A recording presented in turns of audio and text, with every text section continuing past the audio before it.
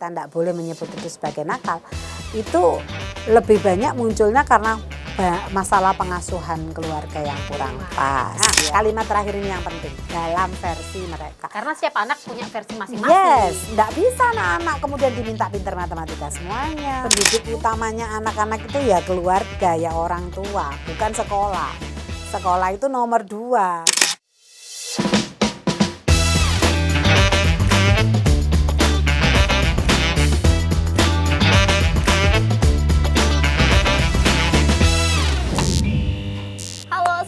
Jumpa lagi di program Jawa Pos Podcast bersama saya Nurul Faini yang tentunya membawa isu menarik dengan para anggota DPRD Provinsi Jawa Timur yang baru saja menyelesaikan reses bertemu masyarakat berbagai macam nih isu keluhan khususnya di dunia pendidikan. Dan pada kesempatan kali ini narasumber yang kompeten di bidang pendidikan dan juga kesehatan, lebih tepatnya kesejahteraan masyarakat nih, yang selalu dinanti-nanti. Susah sekali kalau ngundang orang satu ini.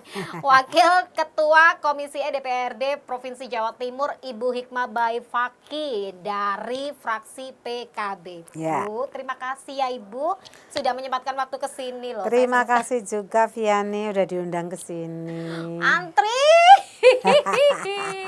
Ada hot gossip Bu yang lagi meresahkan mak-mak ibu ya, terkait dengan lingkungan pendidikan. Ini kan kemarin lagi rame sekali, banyak kasus bullying, banyak kasus korban bullying yang hingga melakukan bisa dikatakan kriminalitas ya Bu ya.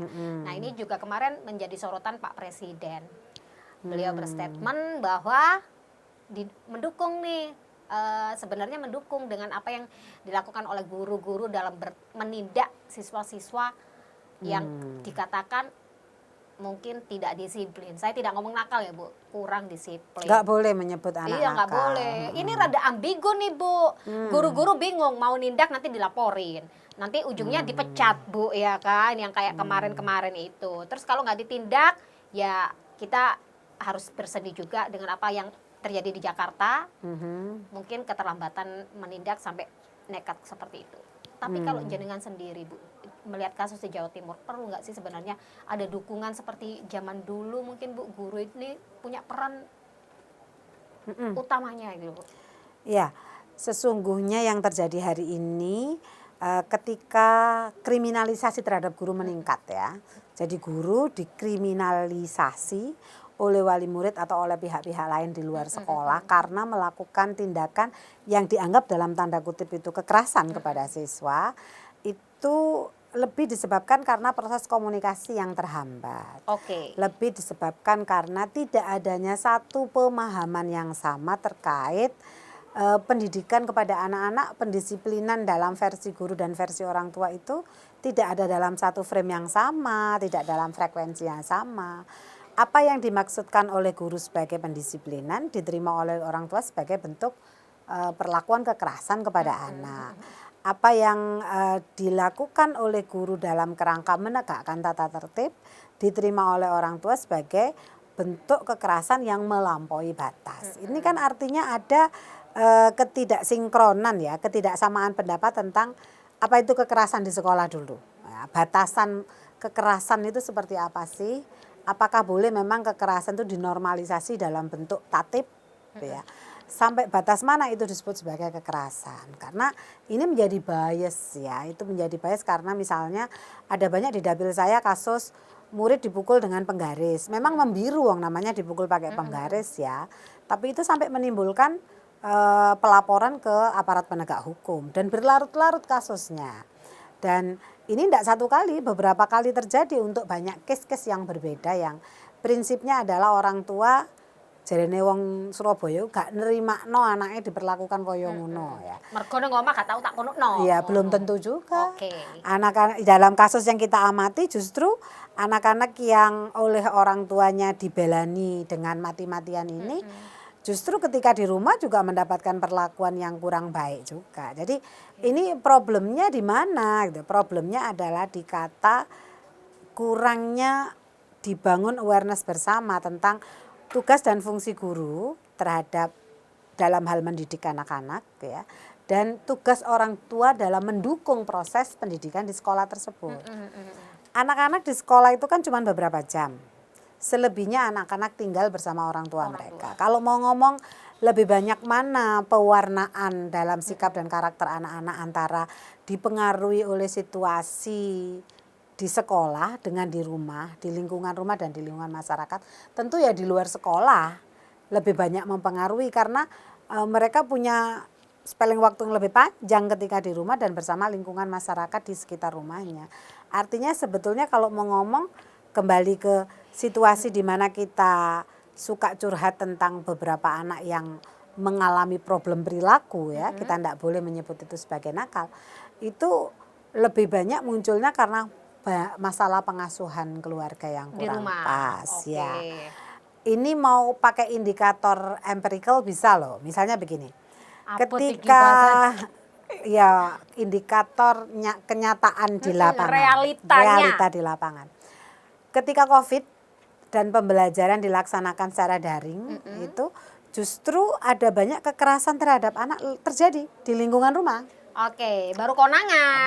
Nah, ini angkanya menurut kawan-kawan di kepolisian baik Polda maupun Polres di tempat kami itu meningkat tajam.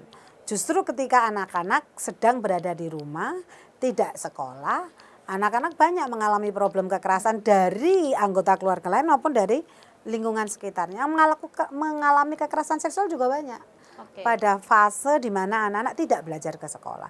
Itu artinya terjadi pelemahan yang luar biasa terhadap sendi-sendi ketahanan keluarga ya. Keluarga sebagai pembentuk dan pendidik utama anak-anak. Bukan sekolah loh ya.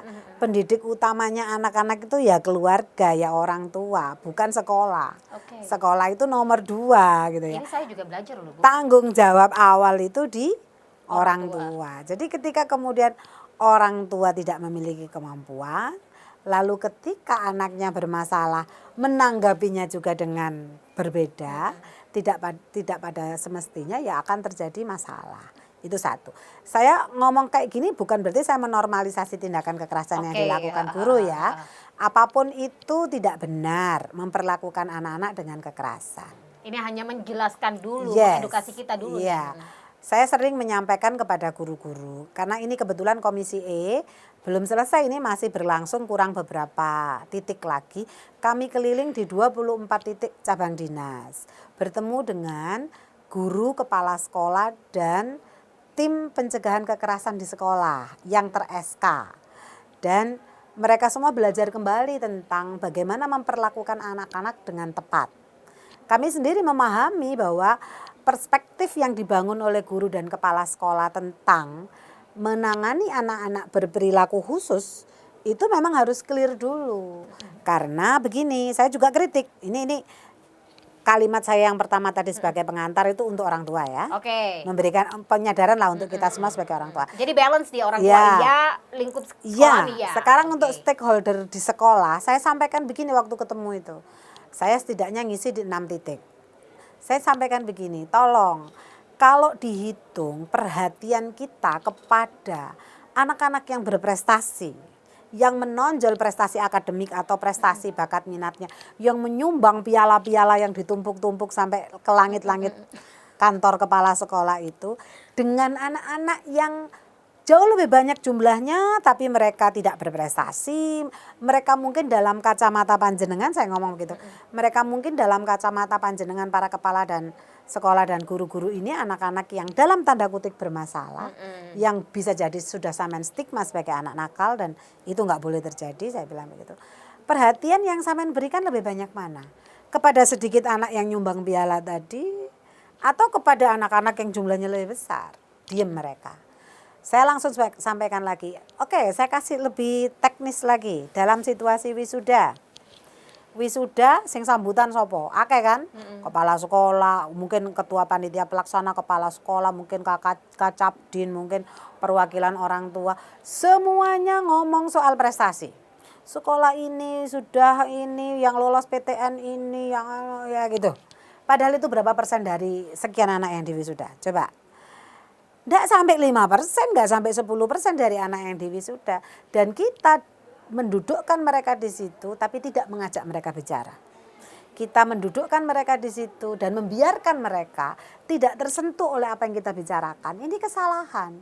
Oke. Kenapa anak-anak mesti dihadirkan hanya untuk mendengar teman-temannya yang lain dipuja-puji dan kebutuhan dia nggak direspon dan dia sama sekali tidak di reward. Saya sampaikan kepada para guru, saya pernah mewakili wali murid dalam wisuda anak saya dan saya sudah dipeseni oleh anak saya nggak boleh nyebut nama dia sama sekali. Ya, sekalipun dia punya prestasi pastinya, kenapa saya ditunjuk ya. Saya sampaikan, saya sapa anak-anak yang tidak tersapa oleh sambutan 1 sampai sekian sambutan tadi. Saya bilang, sayang terima kasih ya, kalian udah 3 tahun di sini itu prestasi. Kalian sudah berhasil lulus di sini, entah berapapun nilai yang kalian dapatkan, itu sudah prestasi sayang, terima kasih nak ya, terima kasih. Bu Hikmah bangga sama kalian. Saya sampaikan begitu. Itu anak-anak yang tadi sibuk dengan bedaknya, sibuk dengan handphonenya, sibuk teman-teman mbek kancane itu berhenti. Mereka baru merasakan kehadirannya dihargai. Ini contoh kecil, drama kecil, cuplikan kecil dari kehidupan di sekolah yang tidak mengorangkan sebagian besar anak-anak didik mereka. Mereka hanya perhatikan kepada anak-anak yang nyumbang piala tadi gitu. Ayo itu kita hentikan. Itu adalah indikator awal, indikasi awal bahwa memang kita tidak mencurahkan sepenuh hati kita kepada sebagian besar anak-anak didik kita. Lihat mereka, dengerin mereka, jawab kebutuhan strategis dan praksis mereka. Lebih banyak dengerin mereka. Jangan biarkan mereka tidak diriwet untuk hal kecil yang mungkin sudah mereka lakukan. Walaupun tidak berprestasi. Prestasi itu kan macam-macam. Tugas kita sebagai pendidik saya bilang ya, dan tugas kita sebagai orang tua itu sama, memberikan dukungan untuk anak-anak itu tumbuh berkembang secara fisik maupun psikis secara optimal dalam versi mereka. Oke. Nah, kalimat terakhir ini yang penting, dalam versi mereka. Karena setiap anak punya versi masing-masing. Yes, enggak bisa anak-anak kemudian diminta pintar matematika semuanya. Mungkin mereka jeblok nilai UNAS-nya, ya, nilai ujiannya, alat tes, alat ukur apapun. Mereka enggak prestasi di situ, tapi mereka kakinya bagus sehingga mereka jadi pemain bola yang luar biasa. Tangannya keren hingga mereka terampil mengerjakan sesuatu. Atau hatinya yang baik. Hingga suatu saat mereka bisa menjadi solidarity maker di masyarakat ya, pencipta solidaritas karena hatinya yang baik. It's okay gitu. Anak-anak kita punya versi dan kemampuan masing-masing. Itu yang mestinya didukung. Kenapa kita tidak pernah mendukung mereka hanya karena kita menganggap prestasi itu sesuatu yang mainstream, nilai bagus, prestasi lomba bagus, dan yang dapat itu hanya sebagian kecil anak kita, lalu yang lainnya kita abaikan. Itu harus saya sedikit ya harus panjang ini.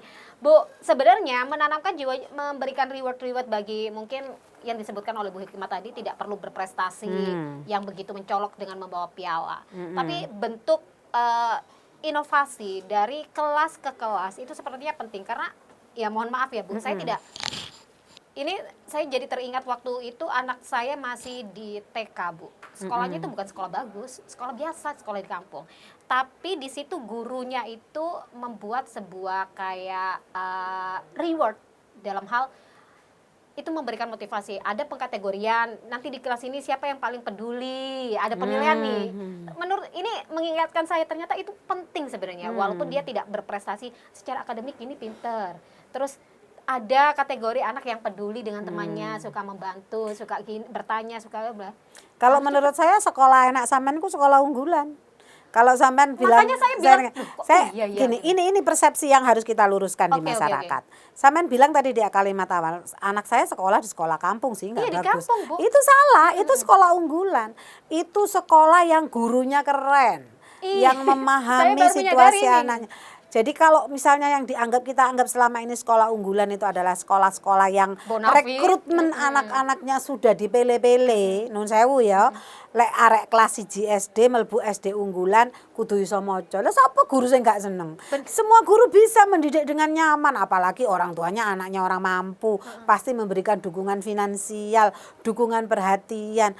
Sopo sing gak iso ndidik arek kaya ngono, Mbak, dengan full fasilitas dari sekolah, ruangannya begini, fasilitas, semua bisa. Itu bukan sekolah unggulan. Sekolah unggulan itu yang tidak pernah menyeleksi siswanya diterima, bahkan anak berkebutuhan khusus pun diterima.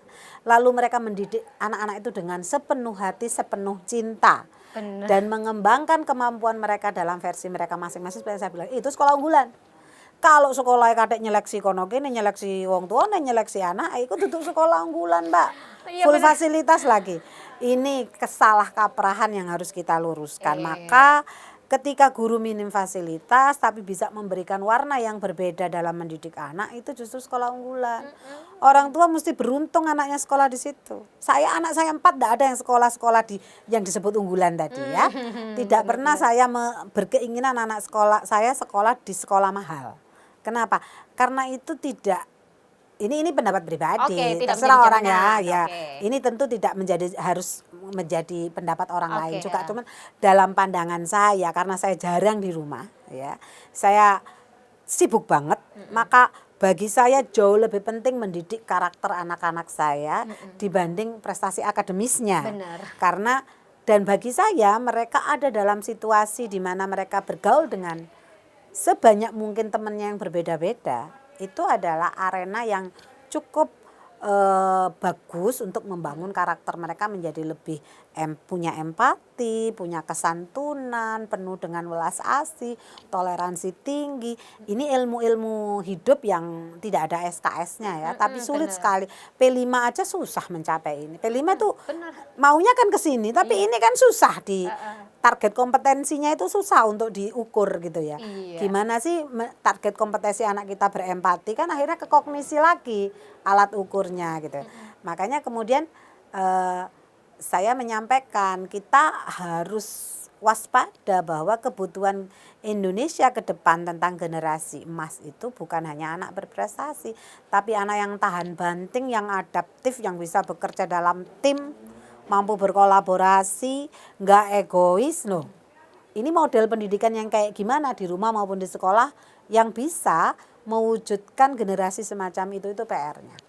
Betul. Karena mungkin kalau kita melihat sekarang itu Bu, ya yang menjadi tolak ukur adalah prestasi. Mungkin Bu Hikmah sama saya sama ya Bu ya, tidak selalu mentargetkan anak itu berprestasi.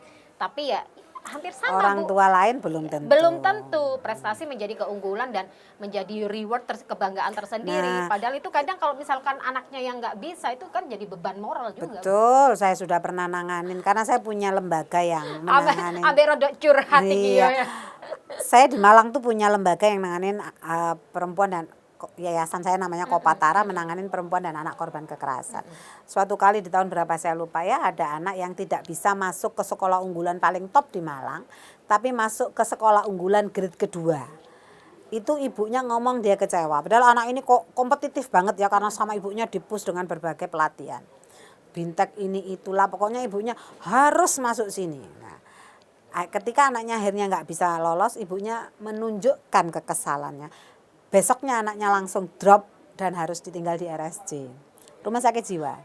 Sayang. Nah itu dia, anak-anak itu punya batasan gitu loh. Jadi kadang yang kita lakukan itu salah dalam, saya sering sampaikan kepada para guru. Oke, dalam ilmu psikologi tumbuh kembang anak itu yang harus diwaspadai ketika berinteraksi dengan anak-anak adalah proses reward dan punishment. Kita ini orang Indonesia ini terlanjur tidak mudah berterima kasih ya kepada mereka yang lebih lemah. Anak itu kan posisinya lebih lemah dari orang dewasa. Rasanya kita gengsi tuh loh ngomong terima kasih ya sayang. Misalnya anak-anak yang biasanya terlambat sekolah karena dia memang rodok memel. Lalu suatu kali dia datang tepat waktu. Dungaren awakmu kok tepat waktu. Kenapa nggak diberikan reward? Kenapa kok ketika dia berprestasi datang tepat waktu langsung yang muncul pertama itu dungaren? Kenapa? Ya Allah, ibu ikut senang ya nak ya. Terima kasih loh ya sudah datang tepat waktu. Bisa kan ternyata, mudah-mudahan besok juga bisa. Berikan reward itu. Atau saya sering sampaikan begini lucunya nih. Ketika lembaga mana kayak saya pernah mengadakan konselor sebaya, pendidikan konselor sebaya untuk mencegah kekerasan di antara anak-anak, mencegah bullying gitu ya. Saya minta sekolah mengirimkan anak, yang dikirimkan pasti ketua OSIS atau anak pinter lain. Saya bilang, Bapak ngapunten ya, ketua OSIS atau anak pinter itu belum tentu deket sama anak-anak bermasalah. Yang saya butuhkan dutanya anak-anak bermasalah. anak-anak yang paling populer di sekolah. Mungkin itu matematikanya nggak bagus, mungkin tuh anak-anak yang nggak sampean sukai, tapi mereka adalah duta yang tepat karena paling bisa menerima temannya yang lain, paling bisa diterima teman-temannya yang lain, dan paling berterima di antara teman-temannya yang lain. Itu yang kita butuhkan menjadi duta anti bullying. Lek kayak arek-arek pinter yang kalau ngerjakan tugas saja tangannya ditutupin begini karena takut dicontoh. contoh tipe-tipe kayak gitu itu biasanya susah untuk menjadi duta bagi semua. Sosialisasinya ya Bu. Yes, mereka punya masalah dalam PR hanya ke anak-anak baik. Bukan berarti mereka nggak baik ya, tapi mereka punya kendala untuk diakses oleh anak-anak yang bermasalah. Padahal yang mau kita akses, kita Kayak punya grade respon sendiri ya. gitu ya. Yang mau kita respon kan pembuli. Anak-anak dengan punya masalah perilaku. Belum ada loh Bu, duta kayak gitu. Ada tak Bu? Duta anti bullying ya, kita Oke. pernah di Malang tuh mengadakan pelatihan di yayasan saya tadi itu. Makanya yang perlu adalah anak-anak yang bisa diakses dan mengakses teman-temannya yang itu, yang banyak itu, bukan yang sedikit ini gitu. Itulah mengapa saya bilang oke, itu bagian dari reward. Kalau anak-anak yang selama ini dikenal sebagai tukang kasep, tukang ngisru, tukang ini, moro-moro ditunjuk oleh kepala sekolah untuk ikut pelatihan, apa yang dia rasakan? Coba itu diuji. Jadi merasa kayak diajeni ngono Tidak ya. pernah kita pahami bahwa ketika anak itu diajeni, diuongke, diberikan trust, sememel apa mereka itu mereka berubah. Kasih mereka peluang untuk memimpin. Itu kan belum pernah kita uji coba begitu loh. Ya bahwa udah nanti diuji coba aja ya Bu ya. ya bisa jadi tidak semuanya pas ya, Oke. tapi setidaknya kita memberikan reward, kita memberikan kesempatan kepada mereka untuk berubah kan. Ya contoh kecilnya tadi mungkin kompetisi di setiap masing-masing kelas ya kan untuk meminimalisir angka bullying dan sok-sokan. Mungkin dalam setiap kelas nanti ada kompetisi tiap minggu. Ayo dalam minggu ini yang paling paling proaktif, paling gini kan. Jadi kayak guru itu menganggap semuanya di dalam kelas itu, bukan yang Kasih begitu. reward, kasih kepercayaan kepada semua. Jangan perlakukan anak dengan stigma, karena anak akan mengikuti stigma itu. Lek sampean arek sampean tukang kasep, nakal, tukang ike. Mereka akan mengikuti itu. Secara alam bawah sadarnya Karena akan sudah di mengikuti. branding. Yes. Benar. Itu soal reward. Sekarang yang lebih seru lagi soal punishment. Saya sering ngingetin guru-guru memberikan punishment kepada anak-anak yang kita anggap bermasalah perilaku. Jangan sampai mereinforcement kelakuan buruknya. Saya ulang ya, memberikan punishment, penghukuman, sanksi kepada anak-anak yang bermasalah secara perilaku di sekolah. Jangan sampai bentuk punishment tadi itu menguatkan, mereinforcement perilaku buruknya. Karena ada banyak punishment kita yang jadinya malah menguatkan perilaku Mereka. buruknya. Ada banyak anak yang ketika dijereng di lapangan dipanas, aku bangga. Bangga kan dilihatin orang banyak itu belum tentu malu. Yang muncul kebanggaan. Kayak sebagai aku menunjukkan Iya, karena kebutuhan dia, pemahaman kognisi dia baru nyampe itu. Oke. Bahwa dalam kognisinya yang terbatas, dalam pemahamannya yang terbatas karena tidak diarahkan dengan tepat, maka menjadi orang yang mendapat perhatian itu adalah sesuatu. Sekalipun perhatian itu perhatian buruk. Oh iya. Ini yang kita salah pahami. Hingga penghukuman atau punishment kita berikan malah menguatkan perilaku buruknya. Maka harus dipelajari betul. Saya sepakat dengan Pak Mendikdasmen ya. Ketika menyebut semua guru adalah BK. Itu langsung rame kan guru-guru ketika Pak Menteri berwacana kayak gitu. Berarti kita semua gimana nih Bu? Masa guru olahraga disuruh jadi BK? Bukan maksudnya bimbingan konseling yang secara teknis, berkantor dan sebagainya, bukan itu. Tapi maksudnya Pak Menteri adalah semua guru sebagai pendidik anak-anak itu wajib memiliki kompetensi soal tumbuh kembang anak-anak. Ilmu psikologi dasar tentang tumbuh kembang anak. All guru apapun. Hingga ketika guru tatib menegakkan tata tertib, perspektifnya adalah perspektif kepentingan terbaik anak, perspektif pengaruh utamaan hak-hak anak. Karena dia sudah teredukasi ke sana. Itu yang dimaksudkan oleh Pak Mendikdasmen. Saya sepakat itu. Jangan kemudian belum aduh tugas kita sudah banyak. Justru begini Bapak Ibu guru. Ketika kita mengikuti dan mencoba untuk melengkapi kompetensi kita sebagai guru dengan kemampuan-kemampuan dasar psikologi tadi, psikologi tumbuh kembang anak itu, coba rasakan. Pendekatan yang kita lakukan akan berubah, dan ketika berubah ternyata keberterimaan anak-anak baik itu memudahkan kita mengajar. Selama ini kita mengajar itu kan lelah ya, karena saya pernah jadi guru. Saya pernah jadi guru dan cukup lama, pernah juga jadi dosen. Pantas memahami sekali. Nah, jadi sekarang saya juga kuliah S3 psikologi, oke. jadi pasti seneng dengan psikologi tumbuh kembang anak. Jadi bagi saya ketika saya jadi guru saya disukai anak-anak dalam tanda kutip yang dianggap bermasalah. Saya dekat sekali dengan mereka. Kenapa? Ya karena didengerin aja. Tidak perlu dijudge. Tidak perlu diperparah situasi di mana sekolah wis benci dia gitu ya. Mereka butuh disayang, diperhatikan. Mereka itu tetap manusia gitu loh. Bukan watu, hatinya itu masih bisa disentuh. Nah itu yang kadang-kadang kita lupakan karena capek ya guru ya, kakean tugas administrasi. Jadi mereka untuk bersikap sedikit lembut itu rodok wis koyok kecapean gitu guru-guru kita itu. Masih ada lagi Bu mau ya? Kayaknya itu deh tentang Bu, punishment. tadi disebutkan bahwa sebenarnya oke setuju dan banyak guru yang protes, tapi jangan sampai apa yang di-statementkan ini menjadi salah kaprah. Salah kaprah tentang? Terkait dengan semua guru adalah Guru BK. Guru BK. Bukan Nah. semua guru BK, mestinya gini. Semua guru wajib memiliki kompetensi ilmu tumbuh kembang anak, setidaknya gitu ya. Iya, oke. Kan enggak ada masalah toh guru Oke. matematika belajar psikologi tumbuh kembang anak. Oh, cara mendekati anak-anak yang misbehave istilahnya ya. Cara mendekati anak-anak yang introvert, ekstrovert tuh kayak gimana. Kan saya selalu sampaikan wali murid, wali asuh kalau di SR itu wajib punya profiling anak-anak, terutama anak-anak dari kelompok rentan. Wajib sekali. Mereka dari keluarga yang kayak gimana, orang tuanya seperti apa, itu kita punya catatannya, rekam jejaknya. Jadi kalau kita misalnya capek menghadapi harus mentelengi 40 anak dalam satu kelas, setidaknya kita lebih perhatian ke yang rentan tadi. Nah, Oke. untuk mencegah hal-hal buruk Hal-hal terjadi kayak di SMA 72 Jakarta misalnya. Bu, kalau menanggapi dengan statement Pak Prabowo mengingat beliau mendukung dengan apa yang dilakukan guru-guru dalam menindak tegas siswa-siswa yang dikategorikan mungkin bermasalah. Menindak tegas itu tidak sama dengan kita normalisasi tindakan kekerasan ya. Oke. Nah, menindak tegas itu kan bukan kekerasan maksudnya. Karena ini akan menjadi salah arti loh Bu, jika Betul. tidak didetailkan. Yang dimaksudkan Pak Prabowo pasti ini, tidak boleh diabaikan ketika anak-anak itu bermasalah. Oke. Kita balik begitu. Karena sekarang ada gejala kayak gini.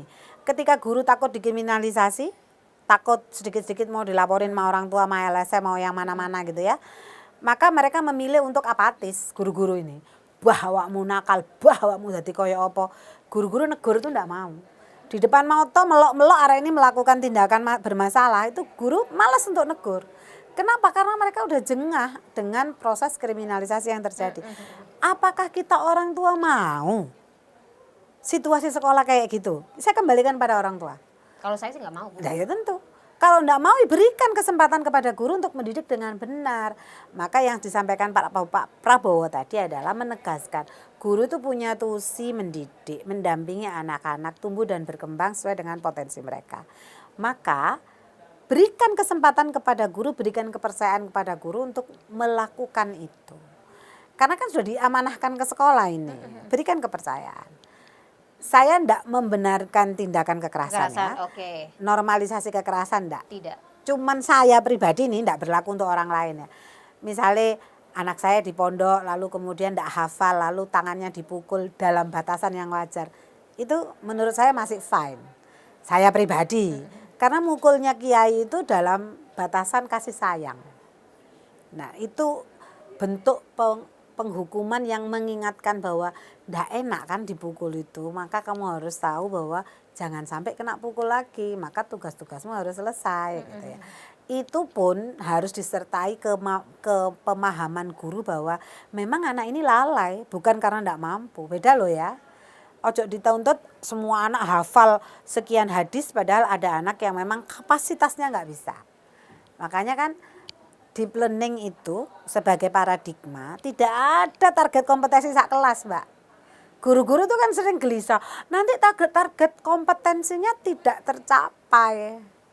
Saya bilang, saya barusan bertemu dengan 600 guru dalam 3 kali pelatihan coding AI dan pendidikan karakter. Kebetulan saya juga ngisi di acara itu, 3 gelombang. Acaranya di Dasmen. Mereka kan sambat, Bu Hikmah, kalau kita terlalu mengedepankan tumbuh kembang anak ini nanti target kompetensinya nggak tercapai. Target kompetensi yang mana Ibu? Sudah baca nggak tentang deep learning? Deep learning itu tidak ada target kompetensi kelas. Yang ada pribadi-pribadi. Kenapa? Karena deep learning itu menghargai posisi anak, setiap anak. Menghargai setiap anak. Jadi ada target kompetensi A, B, C sesuai dengan jumlah anak. Waduh, capek banget ya jadi guru. Makanya harus dibikin profiling dulu, harus dipahami dulu. Hingga setidaknya kita perhatian kepada yang rentan, yang lebih membutuhkan energi khusus kita. Oke, kalau ngomong masalah pendidikan ini sepertinya panjang sekali. Panjang dan lama karena waktunya Bu ya. Hikmah juga harus ini ya. Sebenarnya masih banyak pertanyaan Bu yang harus saya sampaikan.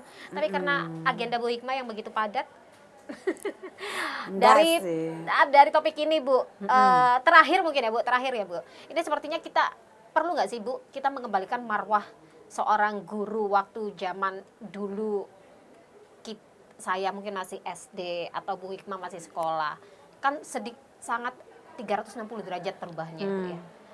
Kriminalisasi terhadap dikembalikan ke situasi dulu nggak bisa Mbak. Nggak bisa, oke. Yang diajar berbeda. Oke. Ya, jadi tapi secara ini aja sih Bu, mungkin kedisiplinan dalam yang benar guru harus adaptif. Oke.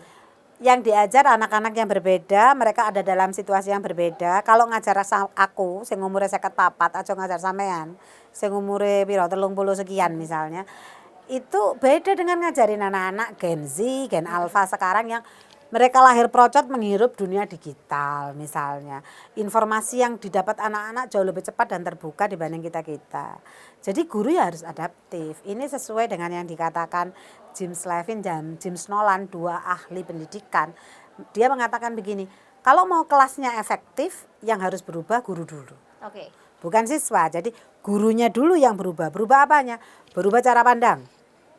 Berubah cara pandang memandang anak-anak seperti yang sudah kita bahas tadi ya, dan berubah tidak menganggap kelas ini sesuatu yang sakral, yang anak tidak boleh berkembang dengan situasi uniknya, anak-anak harus diseragamkan perlakuan, itu harus berubah dulu.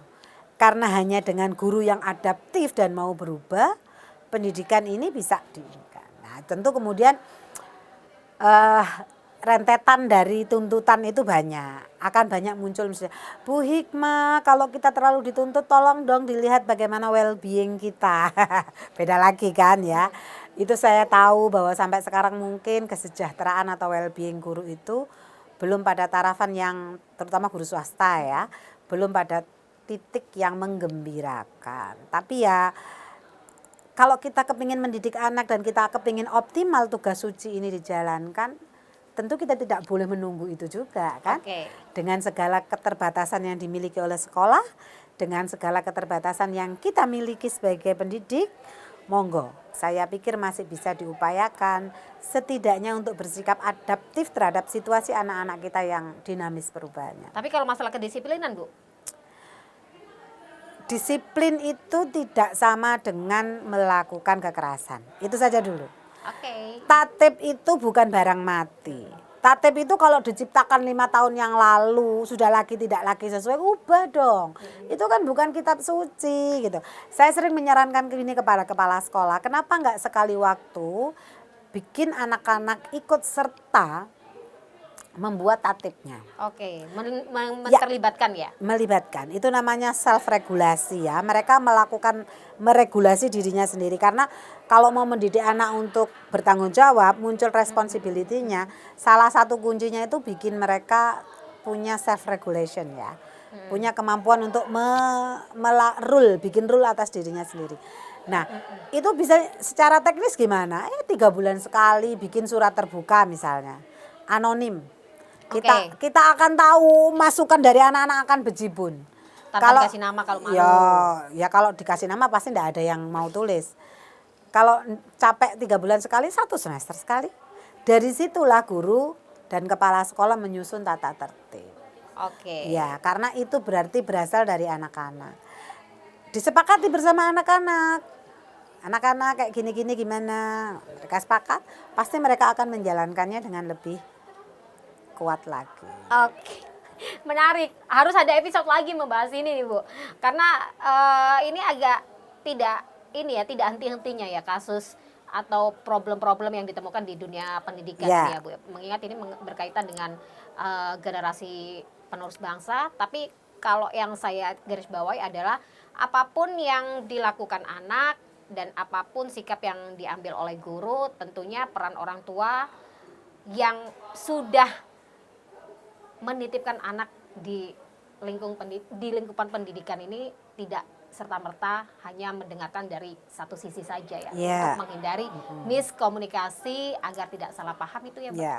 Benar ya, Membangun komunikasi yang baik, bergerak sesuai dengan hati nurani kita yang baik, mengedepankan kepentingan terbaik anak-anak, itu syarat mutlak yang harus kita lakukan agar kemudian kesalahpahaman bisa diminimalisasi ya. Betul sekali, agar apa yang terjadi kemarin menjadi catatan kita bersama, menjadi orang tua pun kita tidak asal-asalan ya sepihak mendengarkan sepihak, agar tidak memicu kesalahpahaman yang berdampak sampai pemecatan yang ternyata itu Yes. tidak sepenuhnya salah guru. Ya. Terus ada juga apa yang terjadi kemarin, kita juga harus lebih memperhatikan korban-korban bullying agar tidak berbuat nekat. Demikian juga dinas-dinas itu. Betul. Kepala dinas pendidikan, kepala cabang dinas pendidikan, karena itu di bawah kewenangan kami provinsi ya. Tolong jangan hanya mau laporan yang baik. Kalau panjenengan hanya mau laporan yang baik-baik saja, anak buah panjenenganku cenderung nutup-nutupi akhirnya. Betul. Akhirnya persoalan dan akar masalahnya tidak pernah akan tersentuh. Sekali-kali undang mereka untuk berbicara terbuka ben sambat apa yang mereka rasakan, supaya kita juga, kami Komisi E, cabang dinas dan dinas pendidikan isok membantu gitu loh, menjembatani, karena kami wakil masyarakat juga. Benar sekali, karena semua itu harus berubah dari apa yang buruk itu bisa kita ubah, jangan sampai Betul. ditutup-tutupi yang semakin menumpuk ya Bu ya. Betul, masalahnya akan menggunung dan tambah susah untuk diurai. Lek semakin meledos ya ikut tadi Nah, ya. Semoga iya. ada pembahasan yang lebih, tidak lagi ada hal-hal yang terjadi di luar Amin, prediksi mudah-mudahan. kita kemarin ya. Jangan sampai ini juga merusak generasi Oke. penerus bangsa. Amin, amin, amin. Ada episode selanjutnya nanti ya Bu. Terima kasih Bu Ya, Ikma atas sama-sama, waktunya. Dan saya sama-sama Nurul sekali. Faini beserta segenap kru yang bertugas mengucapkan terima kasih dan sampai jumpa di episode berikutnya. Ya, Assalamualaikum.